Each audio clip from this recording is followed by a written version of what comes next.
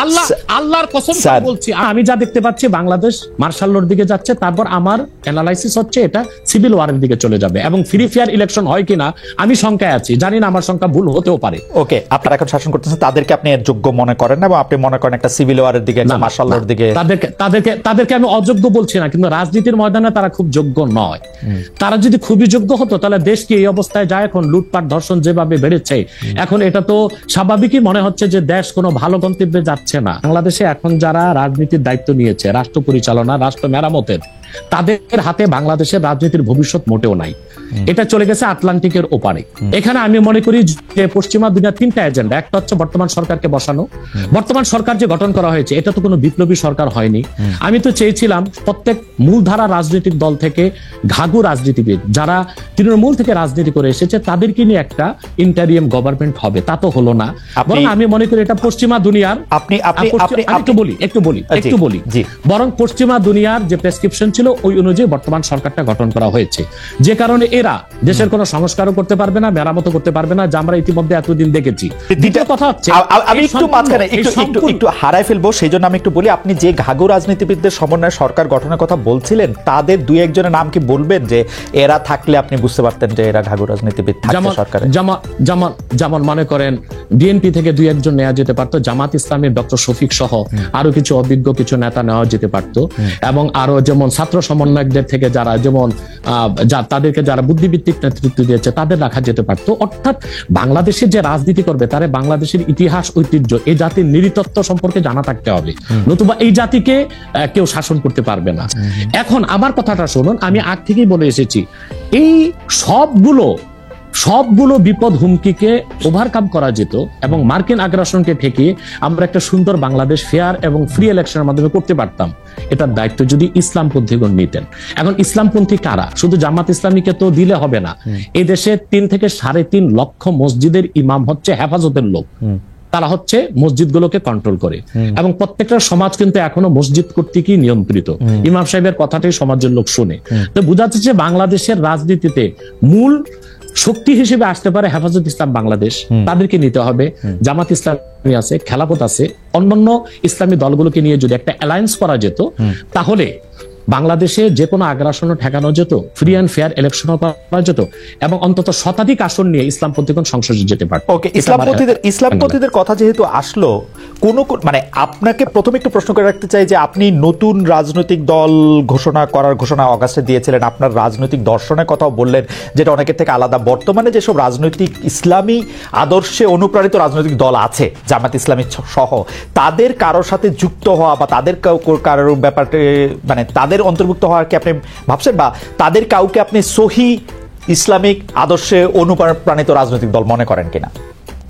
দেখুন, আমি আগে বলেছি যে আমি অ্যাপ্লাইড পলিটিক্স করি না, আমি থিওরিক্যাল পলিটিক্স করি, কারণ আমি খেলাফার আদর্শে বিশ্বাসী, আমি ডেমোক্রেসিতে বিশ্বাসী নই। আমি মনে করি ডেমোক্রেসি বা গণতন্ত্রটা পৃথিবীর মানুষকে প্রতারিত করছে।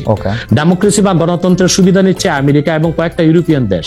আমাদের মতো তৃতীয় বিশ্বের দেশগুলো গণতন্ত্রটাই আমাদের জন্য অভিশাপ।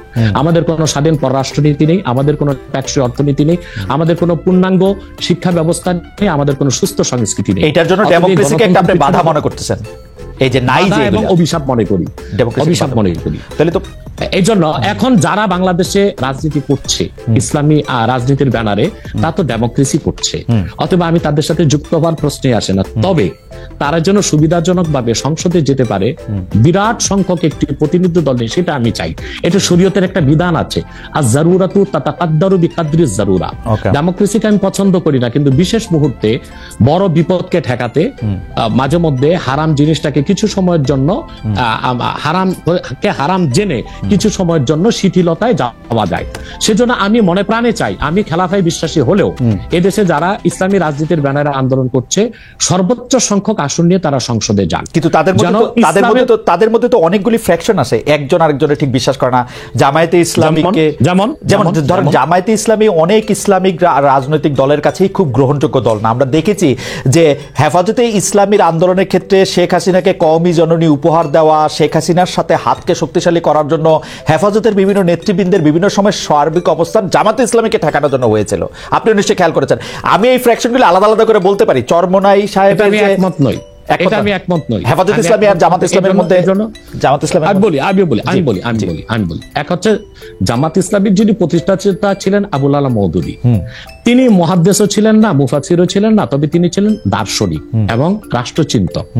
তো জামাত ইসলামী যারা করছেন তারা তো আসলে আবুল আলা মওদুদীর কোনো মাসালা বা ফেকা মানতেছে না।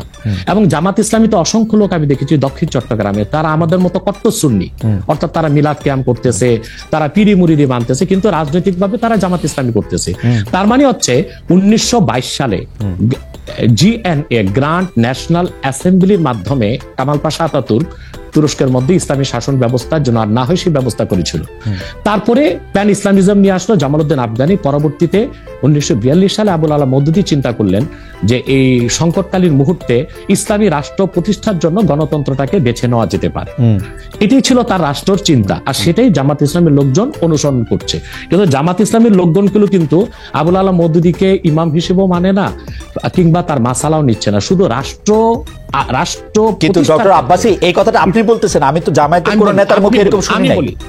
আমি বলছি এখন ইসলামী একটি রাষ্ট্র প্রতিষ্ঠার জন্য তারা আবুল আলা মওদুদীর রাষ্ট্র চিন্তাটা নিয়েছে। এখন আমরা বা অন্য হেফাজত ইসলাম বা কওমি ঘরানার যারা বিরোধিতা করি জামাতের, সেটা হচ্ছে আবুল আলা মওদুদীর আকীদা যে ভুল ত্রুটি ছিল সেটার বিরোধিতা করি আমরা। কিন্তু একটা কথা মনে রাখবেন, ইসলামের মৌলিক বিশ্বাসের ক্ষেত্রে জৌনপুর, ফুরফুরা, দেওবন্দ, কওমি, চরমনাই, জামাত, মসজিদ সবাই কিন্তু এক। ওকে, আপনি দেখেন,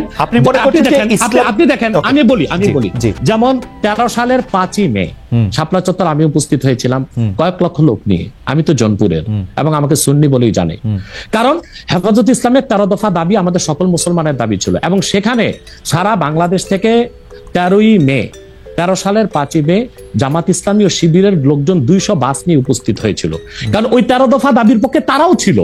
হয়তোবা তারা রাজনৈতিক ভাবে বলতে পারছে না, কিন্তু সেখানে উপস্থিত হয়েছিল।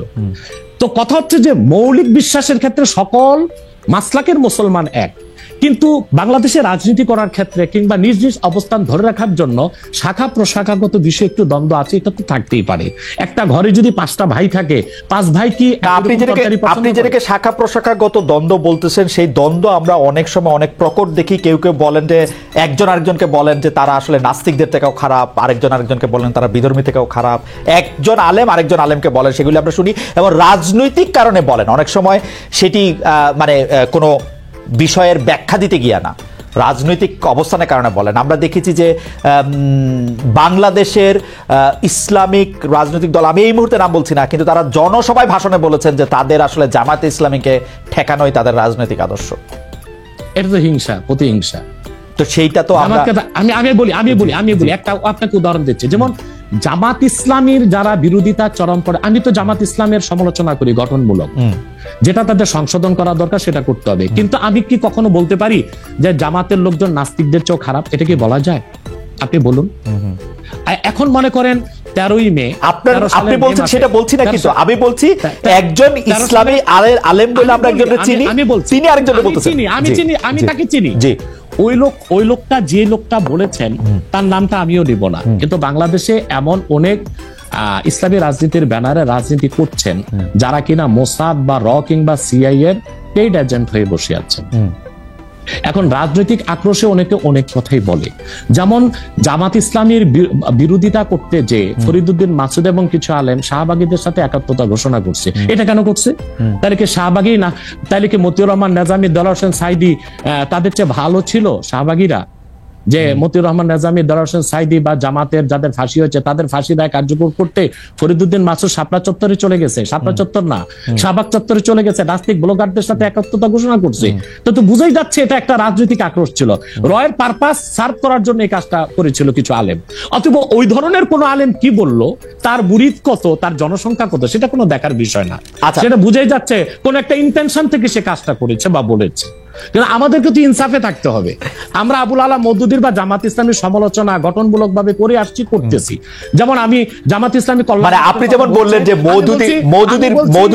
মওদুদী সাহেবের ফিলোসফিটা জামাতে ইসলামী আসলে সেইভাবে নিতেছে না, কিন্তু আমি কিন্তু ডক্টর আব্বাসী, আমি কিন্তু এই কথা জামাতে ইসলামীর কোন শীর্ষ নেতৃত্বের কাছে শুনি নাই।